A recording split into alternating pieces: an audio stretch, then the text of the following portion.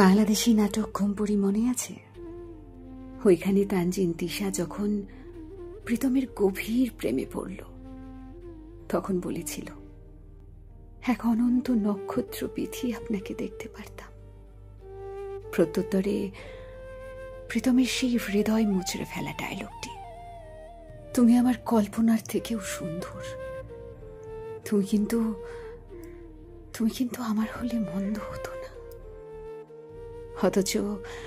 অথচ তানজিন তিশা যখন মৃত্যুর খুব কাছে, প্রীতম তাকে জিজ্ঞেস করেছিল, সে কি জেলাস? তাদের আর একসাথে থাকতে না পারার জন্য কি জেলাস? বুকের ভেতর সহস্র যন্ত্রণা চেপে তিশা বলল, মোটেও না। আমি এখন এমন একজনকে চাই যে আপনাকে আগলে রাখতে পারবে আমার মতো করে। কি ভীষণ কান্না চেপে রেখে বলেছিল, ভালো তো সবাই বাসে, আগলে কজন রাখতে পারে বলো? ওইদিকে আরেকটি চরিত্র পরশা প্রীতমের জন্য একতরফা অনুভূতিগুলো চেপে রেখে বলেছিল, মানুষের অপেক্ষা শুধুমাত্র কাউকে কাছে পাওয়ার জন্য হয় না, কাউকে দূর থেকে ভালোবাসার মাঝেও অপেক্ষা থাকে।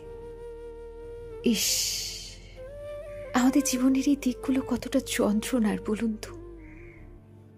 নিজের মানুষটাকে পেয়েও না পাওয়া, কিংবা শুধু একলা, নিজের করেই একলা ভালোবেসে যাওয়া। যতই বলি যন্ত্রণা, কষ্ট একদিন সময়ের সাথে ঠিক হয়ে যায়, ভালোবাসা আবারও হয়। পেয়ে যাওয়া মানে ভালোবাসা নয়। তাহলে কেন এই তোলপাড়গুলো হয়?